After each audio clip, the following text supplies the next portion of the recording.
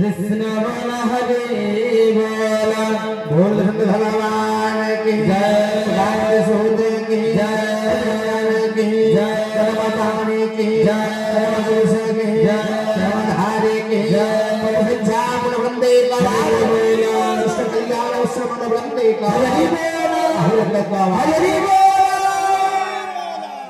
जगत जगदीश्वर परम ब्रह्म परमेश्वर परम ठाकुर मोदी कपिलेश्वर मजमन जीवन मजमन प्राण जीवन रंकरत्न परमेश्वर परमनाथ चरमेश्वर रमनाथ ब्रह्मांड नायक सृष्टि पर्यंत करे सर्वगर भय संभाले सुनाथंकराथ केशव सुंदर पाद जुगम तले ये दास दास दास अनंत कोटि प्रणाम हरिकथा श्रवण करने सिद्धिवा समस्त सतबंध भाई भौणी मान सिया राम समस्त जानी करत प्रणाम जरी जूत पानी से न्याय रे उपस्थित थिबा समस्त सतबंध भाई भौणी मान सहुदेव सप्रेम गुरु स्वामी परम प्रेमी परम कारुणिक जगह तार संसार सरदन बंधुकर कथा शास्त्र कृति हरि अनंत हरि कथा अनंत कहो सुन वणिक मंता हरि अनंतमय हरि विराटमय हरि विदक्तमय सही परि तन कथा विराटमय व्याप्तमय अनंतमय कथा कहो धिले कथा सही बनी सुन धिले कान पुरी बनी जते कहिले मध्य तन कथा न के सरीचना तन कथा के सरीगो जते सुनिले मध्य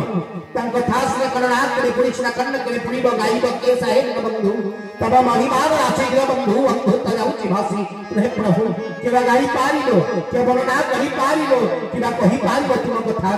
तुम कथा को कहिवार सामर्थ्य एकमात्र तुम घर कहि विराम मोहि तुम भरिराजत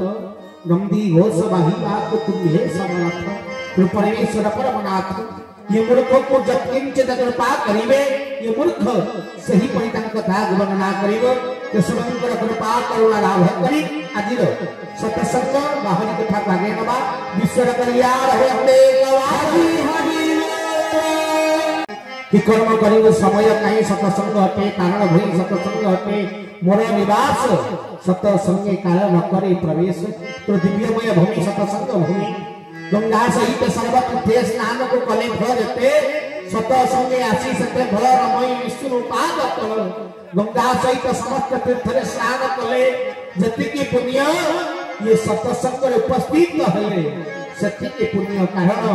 ये धर्म स्थान ये ज्ञान स्थान डाकरे न डाके जाए रे धाई सत्संग के कारण हुई सत्संग के मोर निवास सत्संगे काल न करे प्रवेश हरि हरि डाकरा न डाके ये सत्संग रे उपस्थित रहे नाहा विकृष्टान वैकुंठे योगिना हृदय गतः मद भक्तांग जत्र लायन्ति तत्र तिष्ठामि नारदम भक्तमते जोठी गान करे जोठी रात्रि हो सैठी उपस्थित हो जाए तो सनातन कीर्तनीर धाम सनातनर धाम ये तो धर्मर धाम प्रभुवर परमेश्वर परमनाथ अव्यक्त पुरुषोत्तम निरामय हरिकर धाम प्रभुकर 1 नंबर शाखा शाखा मानक भितर प्रथम शाखा ठाकुरे गठन करथिले जांकु 1 नंबर स्थान दैछथि बेलर पाहकु सही शाखार वार्षिक कीर्तनी वार्षिक महोत्सव आमे माने उपस्थित सनातनी कीर्तनी समस्त सत्संग रे उड़ा जाए ना एवे तो आमे माने प्रत्येक जगह रे जो भी यज्ञ इत्यादि कर्म होउछि कीर्तनी बे उड़ी दिया जाउछि जे कि प्रभुकर कार्य होउछि माने धर्म एठी प्रतिष्ठा हैला एही चिंता करी उड़ी दिया जाउछि किंतु प्रभु किछि सत्संग को स्वयं निजर आशीर्वाद निजर निर्देश देई किछि सत्संग रे कीर्तनी सत्संगर कृपा प्रदान करिछथि बे यज्ञ जोठी हुए सेठी तो कीर्तनी उड़ा हुए सनातन धर्मर प्रतिष्ठा हैला प्रभुकर यज्ञ हैला यदा धर्मस्य ग्लानि भवति भारत अदुत्थान धर्मस्य पुरातमान सुराम्यहम् परित्राणाय साधुनां विनाशाय च दुष्टं धर्म संस्थापनार्थाय संभावामि जुगे जुगे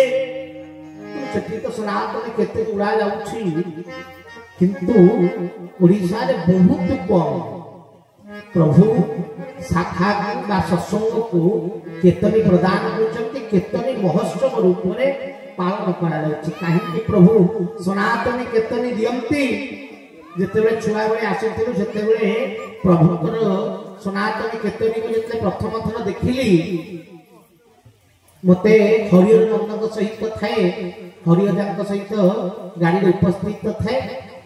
आसिकी पहुंचली प्रथम केतनी उड़ीबा दर्शन कली मु पचारि हरिहर को बोले हरिहर ये पताका कौन उड़ुची आमे तो जो प्रथम से सत्संग जाइथलु नालकोरे सेति तो कहीं एगुड़ा उड़ु नथला ना ये पूरा केतनी शाखा तो प्रभुंकर सत्संग जे प्रथम पचारिली आसिला जे ये पूरा केतनी सत्संग तो मु पचारि बोले केतनी सत्संग माने कोन जानि नथि से प्रथम थर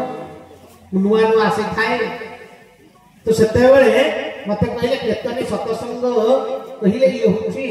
प्रभुंकर सनातनी केतनी ठाकुर जगह उड़े छंती ये माणिकास्त्र माने ना माणिका रे जगह विषय रे उल्लेख अछि तो ये गोटिए पीठ बा धाम तेणु ए जगह रे सनातनी केतनी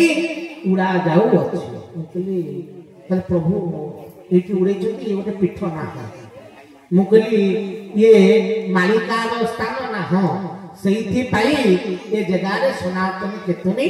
उड़ा जाई प्रभु प्रदान मुकल ठीक अछि मुकल ताले ये सनातनी केतनी मु प्रथम थोड़ा ना जानिली जे कि सनातनी केतनी बोली गोटे द्रव्य अछि मु से देखि प्रथम तो रंग माइनरी रंग अछि गेरुआ रंग अछि धला रंग अछि तो मन भीतर प्रश्न सृष्टि है मुझे सनातन केतनी मालिक उड़े ठीक अच्छे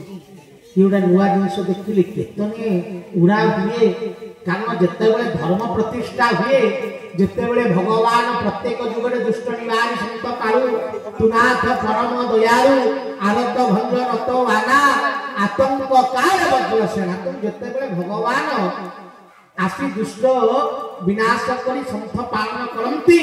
सेते बेले सनातनी ध्वजा उड़ाई से जगह धर्म प्रतिष्ठार वार्ता विश्व को प्रदान करती ठीक अच्छे किंतु केतनी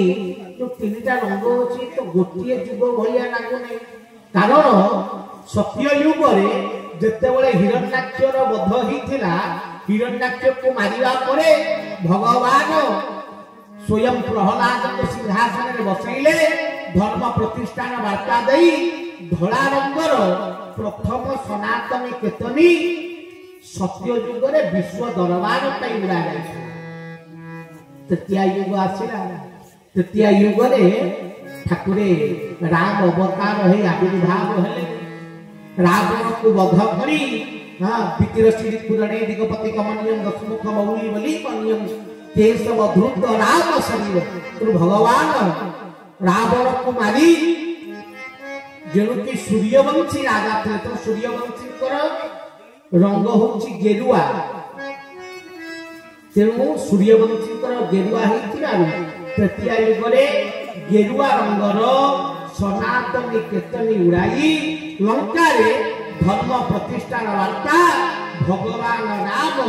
विश्व को प्रदानित कले हरि हरि